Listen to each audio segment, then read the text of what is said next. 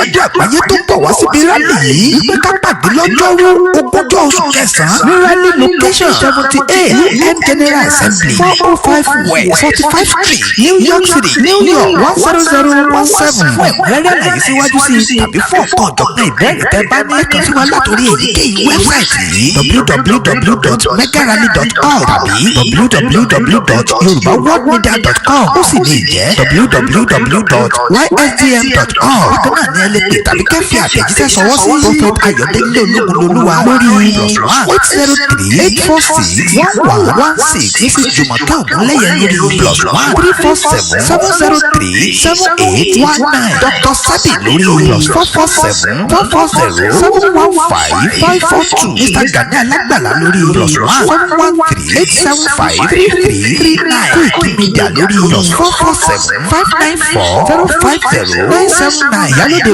YSDM lórí +447 442 177 677 Mr. Abiodun Ojo lórí +1 347 301 8360. ẹ má gbàgbé wípé a fẹ́ kí gbogbo ènìyàn tó pọ̀ lágbàáyé ti wà ní sẹpẹsẹpẹ ní venue lọ́jọ́ Wednesday ogúnjọ́ oṣù kẹsàn-án lọ́jọ́ tó jẹ́ dídé gan láti sọ fún gbogbo ayé wípé ó tó gẹ́.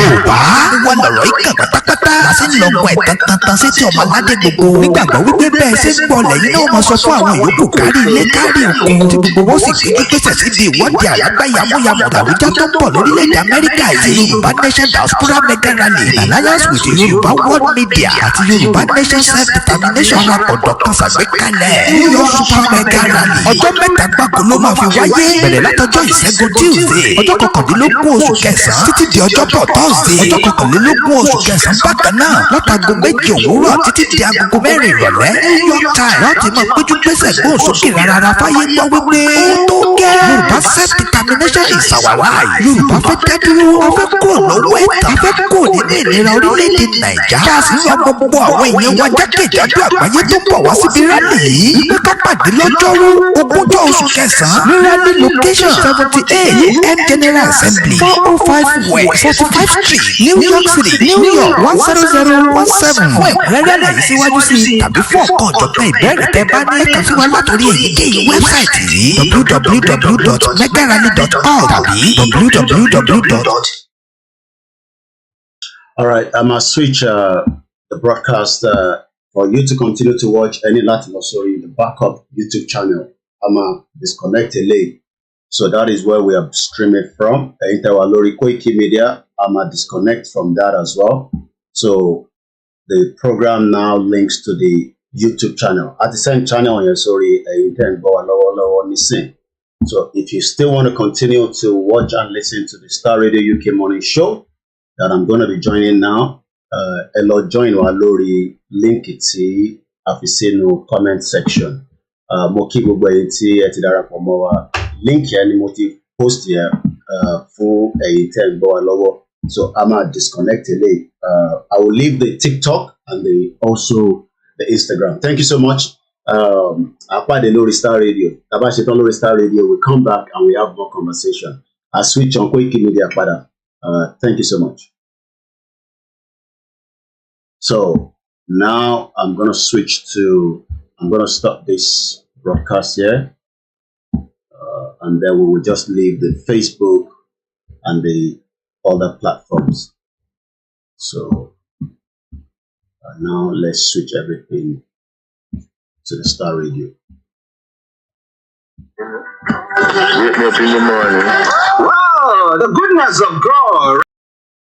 Wherever you might be listening to us from, it is Starr Radio UK, your favorite African and Caribbean radio station in London, from Christopher Martin, and he says the goodness of God, that seemed to be, that is running after us, and I hope that is running after you as well. So wherever you are, don't even think of touching the dial. This is Starr Radio UK, and even as we wait for Mr. Olayomi Koiki to join and continue to enjoy the music.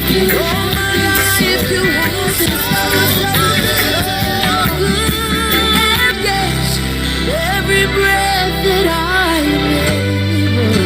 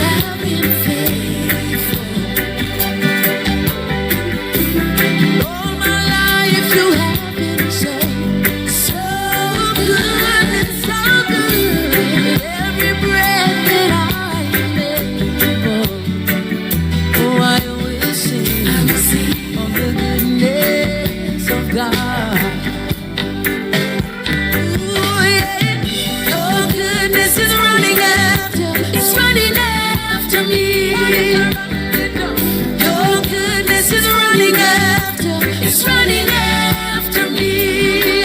With my life laid down, I surrender now. I give you everything. Oh Lord, your goodness is running after, it's running after me. Come and sing it again. Your goodness is running after, oh no no no no, after me. Running me down. Your goodness is running after, it's running after me. With my life. This is Starr Radio UK. This is Starr Radio UK. Starr Radio. Radio for the people. By the people. All my life you have been faithful. All my life you've been faithful to me. All my life you have been so good. Every breath that I will sing of the goodness of God. Oh, I will sing of the goodness of God. Oh, I will sing of the goodness of God. Well, I will sing of the goodness of God. Your goodness is running after me. Your goodness is running after all our lovely listeners and viewers, wherever they might be this morning. But hey, is the goodness of God running after our leaders of the country? That is the question. That is the big question. But don't you worry. Lots of music that's going to be coming your way. But for now, it is time for us to bring you that is making the rounds across Nigeria this morning. And it's my singular honor to once again welcome my colleague and co-presenter, my brother, the White Lion himself, Mr. Olayomi Koiki. Yomi, good morning. Well, it is a very beautiful morning to you back in the studio, Mr. Archie. Good morning, Frank, and I hope the other side of the globe is getting much warmer. Good morning to all our other presenters, and a very good morning to you, Archie. Good morning to our listeners, and good morning to those that have connected with us on the sister broadcast from TikTok to Instagram to Twitter. A very packed morning because they can only get it on the Starr Radio UK, especially as there's a lot of development coming out of Nigeria. So I say good morning to you, Archie. Yes, how are you doing? Well, it's great, beautiful morning. I think especially that the full school resumption has finally kicked in. So you kind of have to wake up that extra hour and get things ready. Especially, I'm sure many parents across England, Wales, and Scotland, and as well in Nigeria that are also preparing for the resumption date. Yesterday, some children, could go to school, but it seems that things is getting back to normal. That literally means that more children will be making their way out this morning. And again, it is quite quiet outside, and the time gets busy again from about 3 o'clock, 3:30, when the schools all start making their way out again. So apart from that, it was also a pleasant night, and I think the weather is still not too bad. We can't complain yet until it gets to the winter, where we have to start putting on the double layers.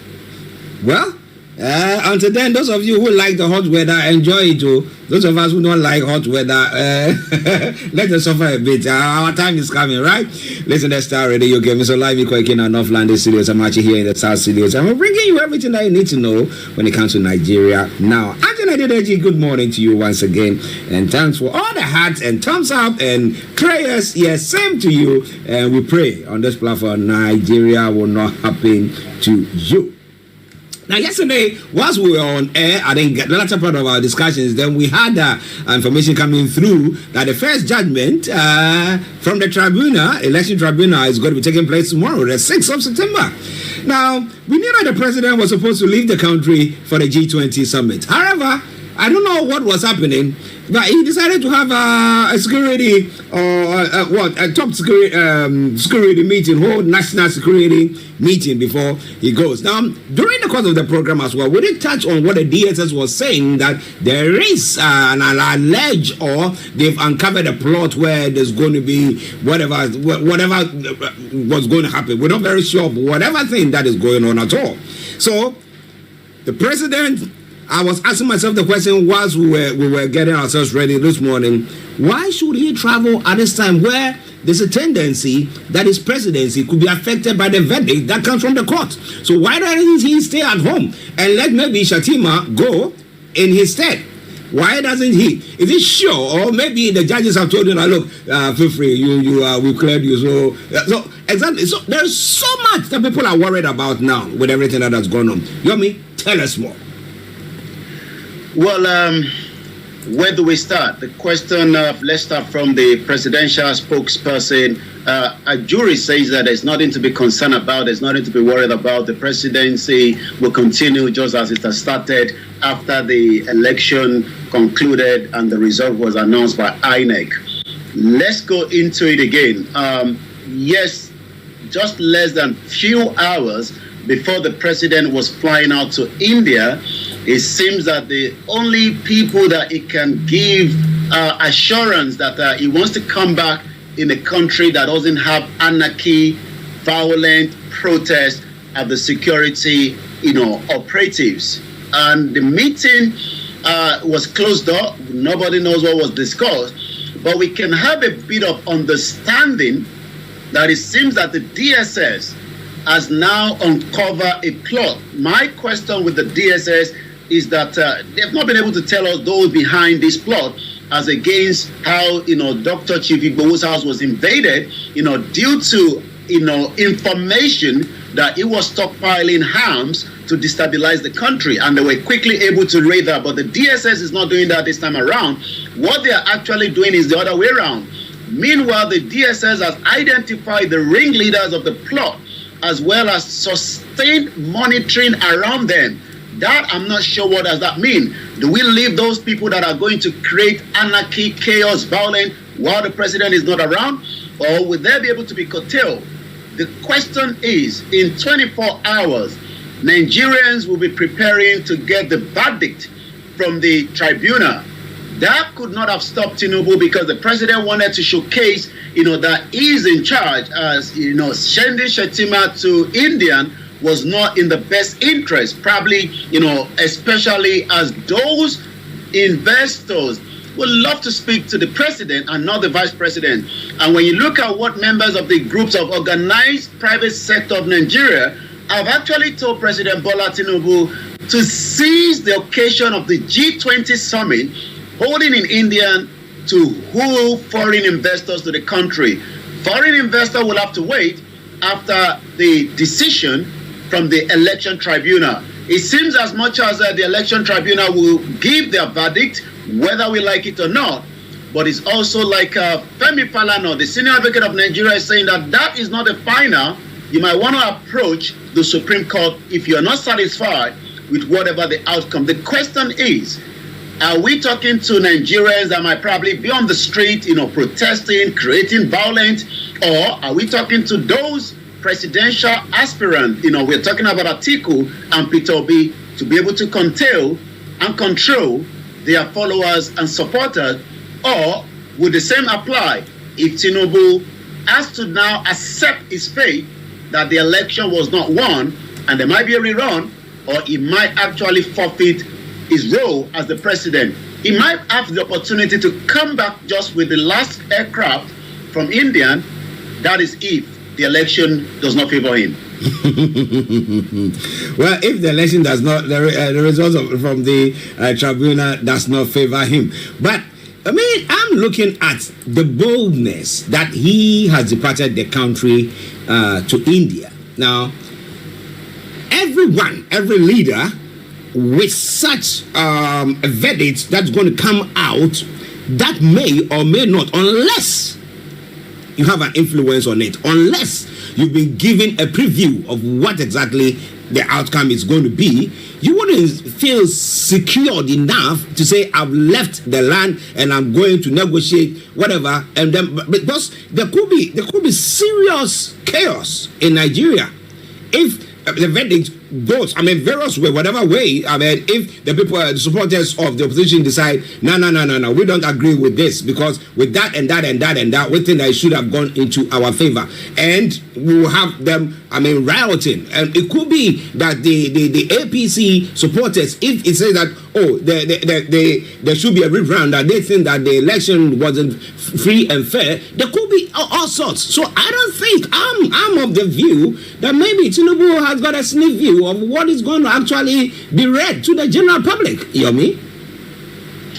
Well, that will be the biggest expo in 2023.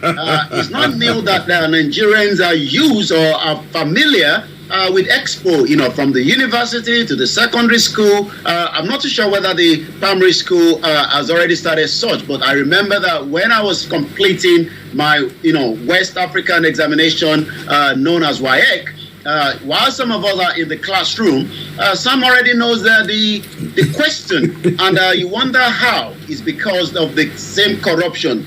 Your question, cannot be, ascertained or verified that maybe Tinubu has a bit of insight to what is going to be the outcome tomorrow. But like you said, it seems that he's very confident based on the evidence that he has submitted during the election tribunal. And it seems that whatever the outcome is going to be tomorrow, heaven is not going to come down. Okay, may heaven not come down, and as we say, may Nigeria not happen to any of us. We pray that everything will be peaceful there by listening to Starr Radio UK. Omobolaji, yes, good morning to you. We love you to bits. A good morning to Archie and Koiki and you all. It says, waiting for M1. It needs to happen in location 9. I can't wait for the Nigeria. Well. We pray that there will be peace, because there are some people innocent.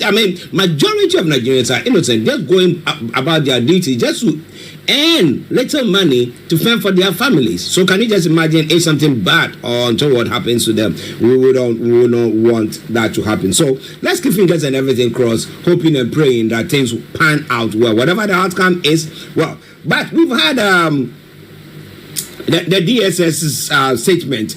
But let's move on straight to one other story that pertains to the economy. Now, we sat here a few times and we're looking at policies. Well, let me talk about the closing of the border, the Nigerian Benin border, and how it costs the economy. But the president at the time, Buhari, was saying that, well, he's using that to stop people from bringing rice in. So ideally, what could have happened was that there should be, the border shouldn't have been that porous as it has been. So that you could have put people there to make sure that transactions that is going in is checked and we know everything. If people are bringing anything in, we are able to tax them and stuff like that. But that didn't happen. Now, information coming in from the former president, what do you call him, Obasanjo, and Sanusi. What role did he play? I think Yomi will tell us that, saying that, well, Buhari has ruined the economy. Where is Buhari? Well, again, as much as, the current administration is avoiding to have any kind of, backlash, to, the former president, Muhammadu Buhari, but it seems that, others are not doing the same. And yes, you are quite right. Sanusi was the former emir that was dethroned by Ganduje. There might be, he's coming back. We don't know yet, but we know that, as we speak right now, it was also the former Central Bank of Nigeria. Mm-hmm. The former president of Obasanjo and Sanusi are now also saying that how the former president, Muhammadu Buhari, mismanaged Nigeria's economy in 8 years. There's no doubt about it. When you look at, the cost of living, in as much as, we are not blaming everything on him, because around the world there's a lot of problem. But the promises Buhari gave Nigerians was that he would even make 1 naira to $1. Maybe he was still thinking the other way around while he was a military dictator, in the 80s, and actually overthrown a civilian government. But why is, Sanusi speaking out is the question. Could we say that Sanusi was not really in good, cordial relationship. While Buhari was there, we know that he was very outspoken, and that was what led to his removal by Ganduje. Ganduje is now the chairman of the APC. So you can see that the politics in Nigeria, goes from the emir and also as a private citizen, as you might want to look at it, because he's a private citizen that has a right. But what do we know? The former president, Chief Olusegun Obasanjo, and the former emir of Kano, Muhammadu Sanusi, have hinted that the former president, Muhammadu Buhari, destroyed the Nigerian economy in 8 years that he administered. Even Obasanjo was like, he never knew that Buhari cannot handle the country. Well, speaking, in an interview, Obasanjo said Tinubu said that the other day that it was unacceptable that he would spend 90% of the revenue servicing debt. Today makes it 100 days. And information that cannot be verified says that about 140 million naira have been disbursed to different medias, online media, to say good things about the first 100 days of the President Bola Ahmed Tinubu, with a verified handle that says so on Twitter, but we cannot verify such information. But it also has, the headings of the government official that stated that 140 million has been disbursed. So it looks like, we are getting the same thing where press are now being gagged to say the good things about the present government. Buhari was spending money recklessly. I know Buhari didn't understand economics. I put that in my book, but he could also be so reckless I didn't know. Who would you go to today and ask for favor? Well, listeners, Starr Radio UK, your favorite African and Caribbean radio station in London. Mr. Olayomi Koiki in our North London studios. I'm Archie here in the South studios. You're listening to us. What is it?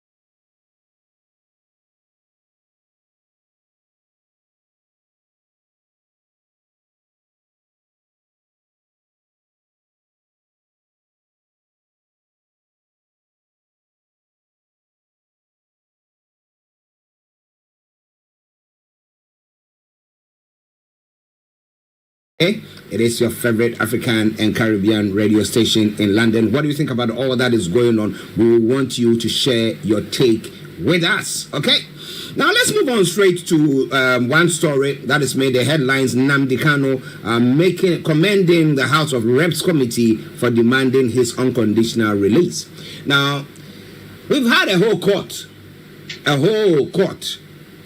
ruling and clearing him of the charges that have been labeled against him. The DSS said we don't give a hoot about it.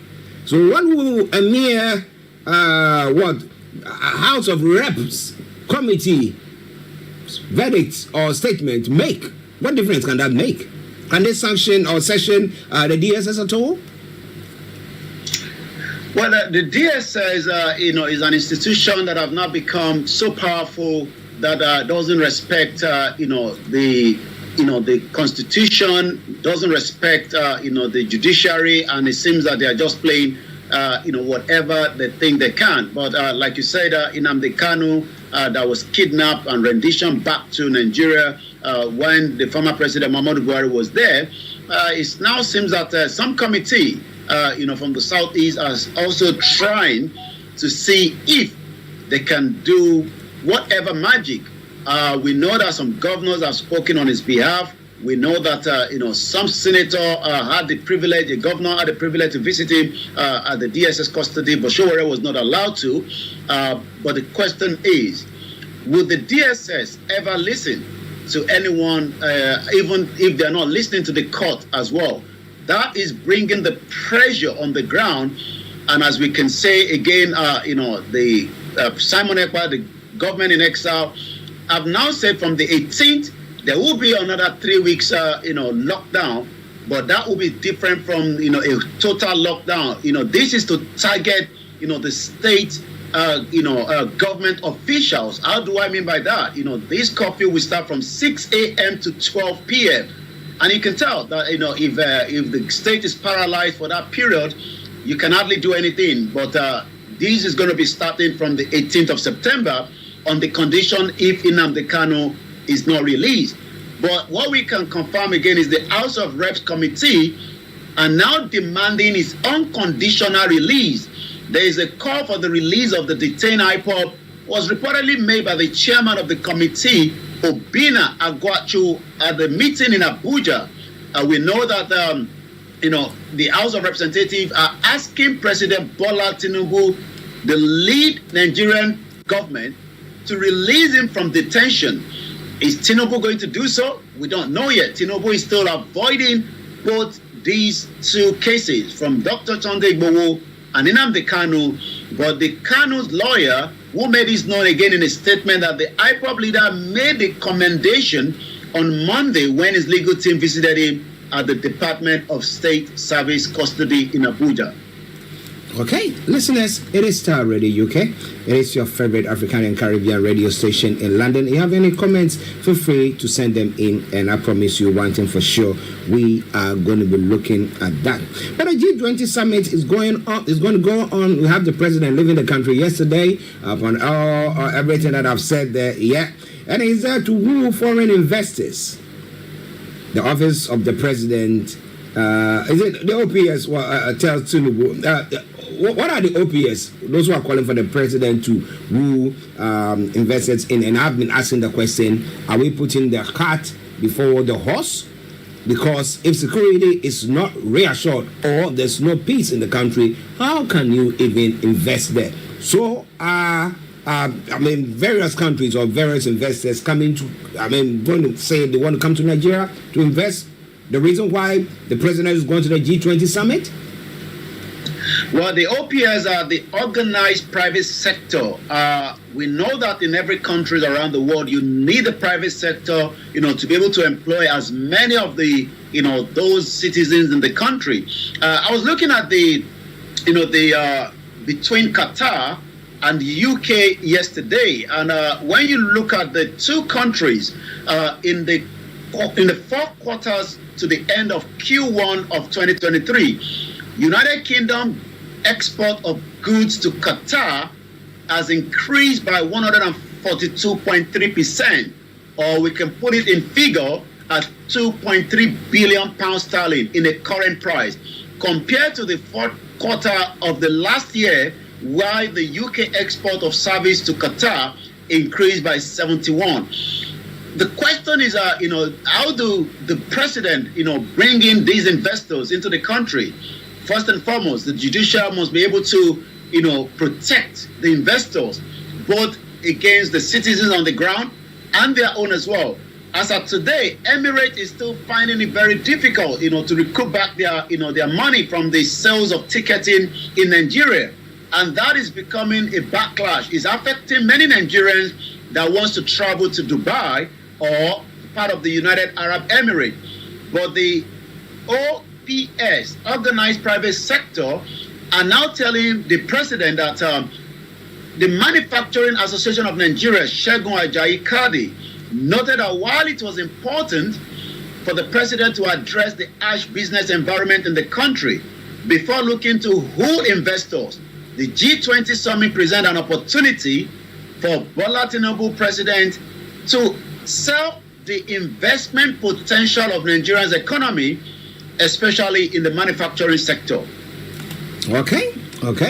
Let's see. Who knows? Maybe people are, as we do say, before people come to invest in the country, they do some inspections and they have all the experts doing whatever, what security, what legal and all those researches before they come in. So maybe they're going to get a good report from there and we'll have investment coming into Nigeria. We would love to have that, right? Yes, so that people's life will be a bit easier than what we are seeing. But again, we say that we hope that the country will do good negotiation, because I don't know whether the negotiation skills of our people are thrown out of the window or are gone out of their heads. Well, listen to Starr Radio UK. What Mabala just says that Jaga Bandit remove embargo on Dr. Sunday Igboho now and free Martin Namdekano now. But we know them, the DSS, they are proper Jaga bandits. They don't give a hoot. But whatever, listeners. And also, DZ Man 123 said the DSS sees itself as above the law. Adam Alamilekon said Lagos is boiling already this morning. Yes, I know that there was an incident in my 12, but the PRO of Lagos State, everything has calmed down. It seems that the human lives continue to be lost again in Nigeria. Also, DZ1 123 say Yoruba must now rewrite the law of copyright. What? Rewrite the law of copyright. We'll see about all that. Once a nation is created, we can say that people can claim the rights of their inheritance, whatever thing. But let's see what's going on. Listen to Starr Radio UK 11:31. Let's go back to Yomi for the rest of the stories making the rounds and what is happening on the social media platform. Over to you, Yomi. Well, and it seems that, all eyes on the judiciary tomorrow is the most discussed and all the headlines, the news headlines coming out of Nigeria this morning. As many of us, we don't know when exactly, maybe why we are live tomorrow, but whatever it is, tomorrow is the D-Day. Let's talk about two more from the business sector in the news happening in Nigeria, as the African Development Bank has now committed another $25 billion to the African Climate Fund. Remember that this is currently current event going on in Kenya as we speak today. Femi Adesina is the president of the African Development Bank. Today said the finance institution has now committed a total of $25 billion to climate financing up to 2015. He actually stated this on the second day of the African Climate Summit being held at the Kenyatta International Convention Center, Nairobi in Kenya. The African Climate Summit is the first of its kind in Africa, and it's centered on the green growth and likewise the climate finance to seek a prosperous carbon-free Africa. So we hope that the money will be used as it has been stated as well. Let's come back again and talk about the businesses. NNPCL intensify anti-theft battle as oil output decline. Again, the major reason why Nigerians are not just only enjoying, the cutting price of crude oil. Two things, the refineries are not in full operation, and there's a theft of the crude oil from the military to the civilians. It seems that everybody's trying to get out of the national cake. But the Nigeria is now stepping up effort to combat oil theft in the Niger Delta as the country's production continues to plummet. In an update on its fight against crude oil theft in the country in July, the Nigerian National Petroleum Company Limited said it has literally uncovered 162 illegal pipeline connections and illegal refinery in the Niger Delta. The question is, what is President Bola Tinubu going to do differently, to curb, the theft of crude oil? The reason why those in that region are complaining is that there is no development in there, and we can only hope that there will be a proper, setup that can make maybe those in that illegal to bring them on board and let them be documented and probably serve the economy in the country. In a 2-minute documentary, the state-owned oil firm said 93 illegal pipeline connections, 69 illegal refineries were all uncovered in Abo, and Kobokoda between July 15 and 21 and had been destroyed. Well, destroy and probably maybe they come back again or set up in another location. War on crude oil theft, 93 illegal pipeline connection. The question is, how do you solve these nemesis? Especially remember that this was exactly what Ken Saro-Wiwa was fighting for until the late Sani Abacha decided to take him out when he was hanged to death.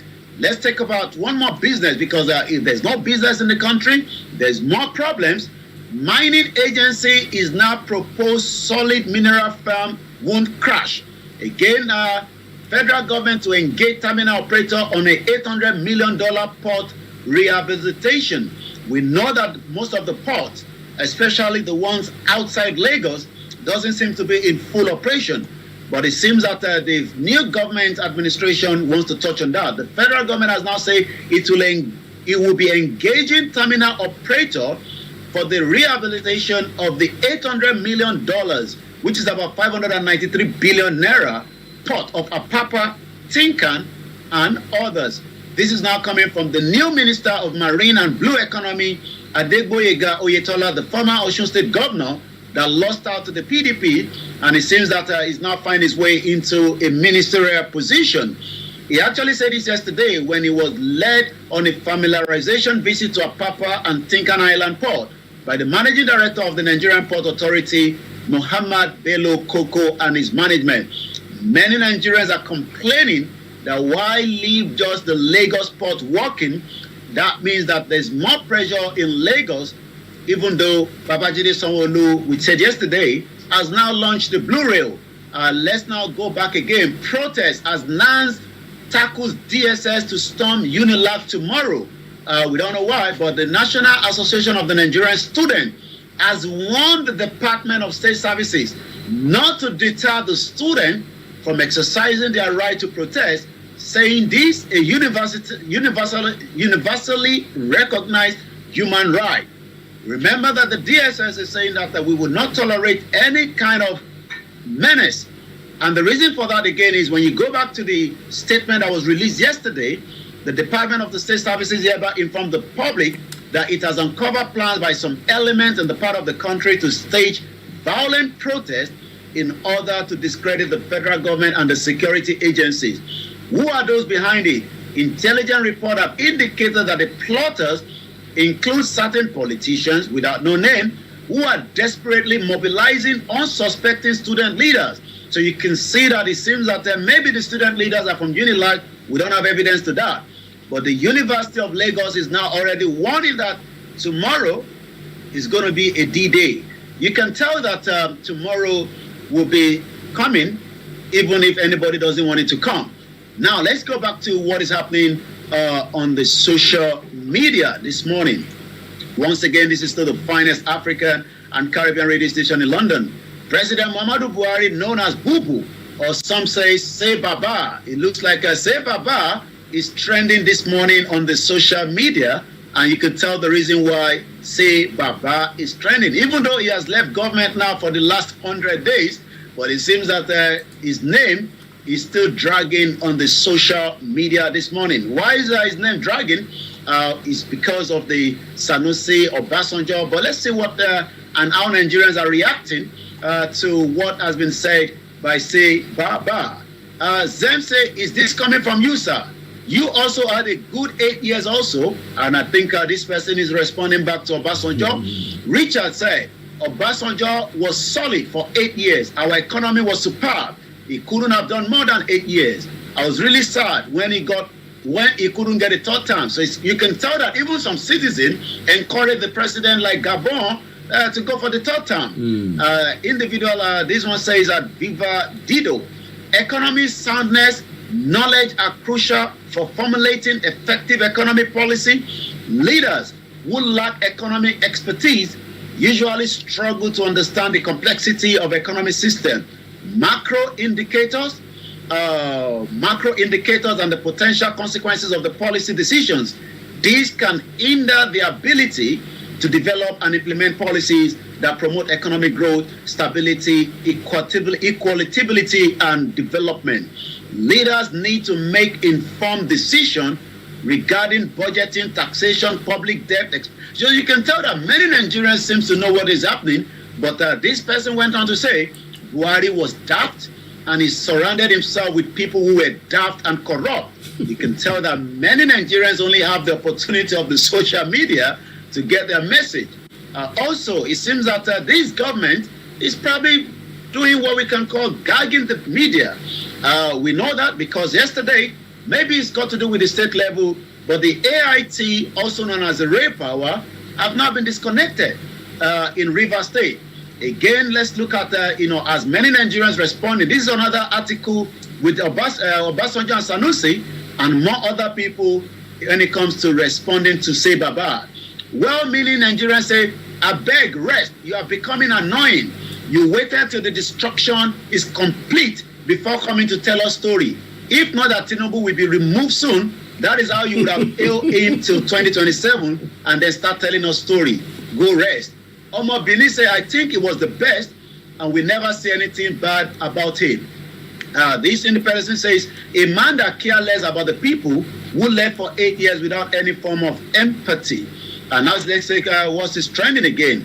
Shut It Down is trending at 76,000. Hashtag Occupy Abuja, NSAS. Tomorrow will be a D-Day in Nigeria, there's no doubt. Starr Radio UK, the finest African and Caribbean radio station in London. I'll come back now to you in the studio as we'll be monitoring all the development from Nigeria between now and tomorrow. Well, listeners, Mr. Olayomi Koiki in our North London studios. I'm Archie here, the South studios, and you know the story that's making the rounds most in Nigeria. That is the tribunal's verdict tomorrow. But as he said, we'll be monitoring very closely. If it comes during the time that we are having the program, we'll do our best to make sure that we have a link to bring you a live view of that. If not, wherever you are, we promise that we will bring you all the details. And most likely, if everything works together, in the evening, tomorrow evening, the Niger Voices will be coming your way and we'll be having a look at that verdict and how it's going to be impacting Nigeria positively or negatively. We'll be looking at that. But yeah, I mean, before you go, Falana is saying that the ruling, the verdict of the tribunal will not be the end of it. So how people are now trying to somehow blackmail or intimidate the presidential election petition, the body is something. So are they being intimidated? Do you have any clue to that? Well, the feelings is that, there's a kind of intimidation, surrounding, the judges. Judges are meant to do their job without any kind of intimidation, but that is already being felt on the ground. But that would not deter them from bringing out, based on the evidence submitted by Atiku and Peter Obi, and likewise, APC, Bola Ahmed Tinubu, they will make a decision tomorrow. But yes, you're right. Femi Falana, a human rights activist, a senior advocate of Nigeria, have stated that whatever the outcome, don't put the pressure on the judges. You still have the Supreme Court to take the matter to. And the reason why this is a bit different from what we have witnessed in the past is because we are now talking about 3 candidates that are not satisfied with the outcome of Yakubu Mahmood, the INEC chairman, for giving that certificate to Tinubu. But somebody must win and somebody must lose. Even when you go to penalty, somebody must win, somebody must lose. But it looks like Olayomi Koiki said tomorrow, Judgment Day, for their fraudulent election. Well, the retired justice of the Supreme Court of Nigeria, Mary Odili, has warned against fanning the embers of hatred, bigotry, and tribalism without restraint following the 2023 presidential election, saying it will consume everyone. So we hope that everybody is looking at it. But some will say, well, if that is what will bring the whole country down, and then we'll have the various groupings now having headway or making their way out, then that is okay. But the final one. Now, Tinubu has promised that by December we'll have the oil refineries working. Some oil refineries working. But Obasanjo, that press statement that he made is quite a rigorous one, or very detailed one. And he's saying that Nigerian refineries will never work. Yomi? Well, I did watch from one of the mainstream media in Nigeria that went to the in Port Harcourt, the refinery, and it seemed that work is ongoing. I listened to, the managing director of the particular refinery in terms of giving assurance, like the video, that the refinery will be back up and running in December, and it will be able to put out some, capacity, as well. A lot of turbine, a lot of different equipment have been changed as we speak right now. But when you look at where we are right now, we are literally in September. So we're talking about October, November, December. We're talking about 3 months, for that. But if it comes up, it's for the benefit of Nigerians, and it will probably be of benefit, when it comes to the government as well. But the question is this really going to come onto the stream? We will have to wait and see, because many things are commissioned in Nigeria. You just have to go back with the, with the real spectacle to see whether it has really been, commissioned to work, or it has just been commissioned for commissioning's sake. So we hope that Tinubu will not be traveling down there just to commission something that is not working, just like Ajaokuta was never completed, yet billions of dollars have gone into it. Even the one that was a private sector, we saw the big event that took place with the hope that Dangote was already up and running to go, only for us to be told now that it is not coming up until 2025. So commissioning things in Nigeria, we are used to that. Even we saw yesterday in the headline where a chairman somewhere in the local government in Ijebu says that I was able to change the head paper, and I was able to buy a mobile phone, and I think we did some painting. That should be part of my achievement. And you can tell that when we have this kind of mindset, then we still have a long way to go to compete with the Western world as we speak today. Well, listeners, are we enemies of our own selves? What are we doing to ourselves? Well, Starr Radio UK, we will be here all the time to bring you everything that you need to know pertaining to what is happening in Nigeria. And once again, let me say thank you very much to each and everyone, especially those of you on all the other platforms watching, listening. We salute each and every one of you. But Yomi, before you go. Well, we'll leave you again. There's so much happening again on the Starr Radio UK. Archie take you to the rest of the segment of the program before it ends at 12:30 for the next program. But I'll be back again tomorrow at 11 o'clock.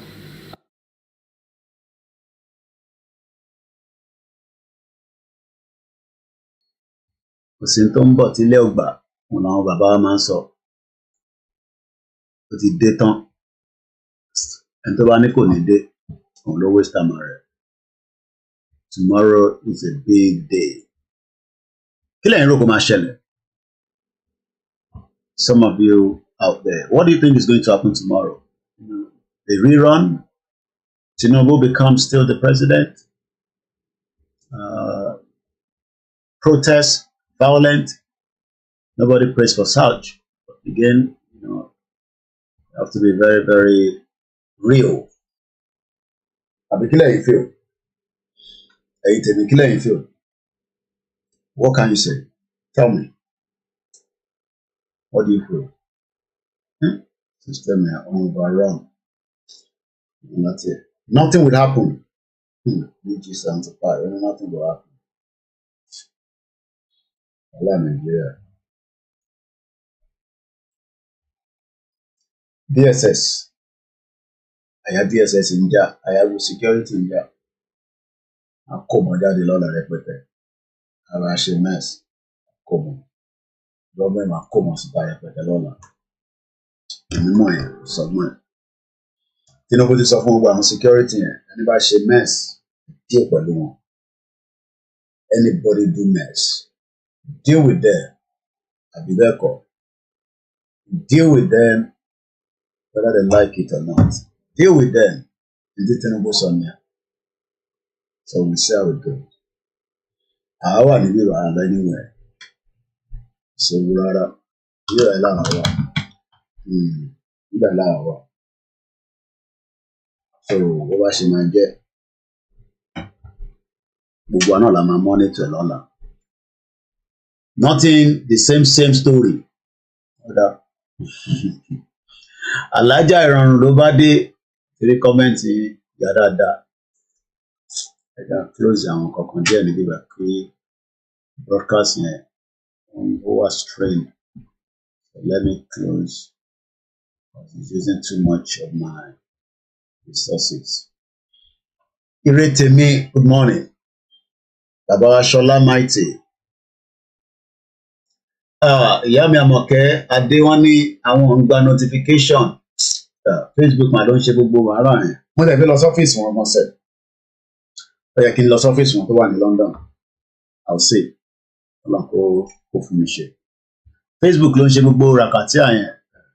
Nígbà tí la máa ṣe sí báyìí àti gba kámú. Abẹ́tà kẹ́ connect pẹ̀lú other platforms wa. I think that will be in the best interest. Connect pẹ̀lú other platforms wa. So that tí notification kan bá jáde, ìkan jáde. Facebook ló ń ṣe gbogbo iṣẹ́ yẹn. Òun ni kò jẹ́ kí gbogbo yín máa rí notification. Àyà wọn ń já ní. With about 500,000 followers lórí social media, lórí platform kan ní Facebook. If Tinubu brought them all together with dollar, ṣé pé Tinubu ti ya paper fáwọn judges? So, ọ̀la lọ̀la ń jẹ́ ẹni àbẹ̀ lọ́wọ́ ẹ̀. Ó ń bọ̀, ó ti dé tán báyìí. Don't happen. Tomorrow na another day. All right, ká lọ. So, màá tètè jáde, come back a bit early, see what we can do. Ká wá sọ̀rọ̀ properly lórí ẹ̀. Wá ṣeré darí Gani Olóyèdè, ìyẹn ti Koiki Media. Kì í end broadcast eléyìí. So ká sọ̀rọ̀ nípa kí ló fẹ́ ṣẹlẹ̀ lọ́la. Ká gba call wọlé ní gbogbo industry program yẹn. So let me do that one. So kí n end with the late so that we do like that. Thank you so much, everyone, for joining us. That's how we start our day every day. A journey media now. You walk behind the scene and you walk like some of you are saying us every day like this. So we give thanks. That's what we love to do. So I'll come back later for more program. Probably not too long. So I'll take a short break. Thank you so much. Bye for now.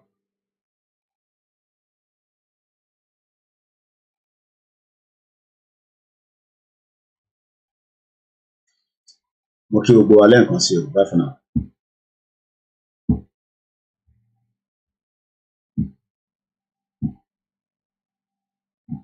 Mo kí ẹ̀ńtà wà lórí Mixella àmì rí jù bẹ́ẹ̀ lọ. We'll get to the later.